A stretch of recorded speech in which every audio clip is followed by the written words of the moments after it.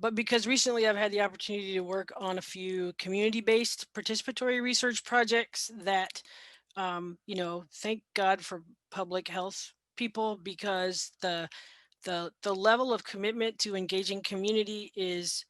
um, it's just critical to what we're talking about. When a research project starts and ends with talking with the community, like it's not research to for, it's research with the community, then that makes all the difference. So because the process typically is, we have this great idea that we think is going to help you, something from on high, as opposed to, hey, we see this issue and we'd like you to help us figure out what is going to be the best way to help it, and get your opinion to start, and how we should do that, and who we should talk to, and how do we engage community stakeholders, and then at the end, after it's all done,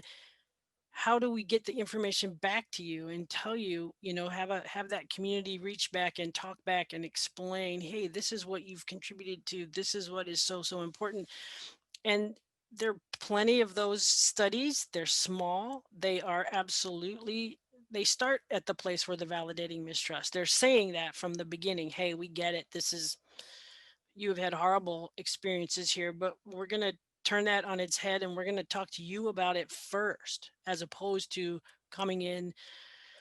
the patriarchal way that it's always been done. And so I know there are ways to do research properly, and as far as I'm concerned, that is the only way to do it, because it really does. Um, it's a participation with, as opposed to something that's coming from outside, um, that's meant to, aggrandize someone in academia. It's a completely different approach.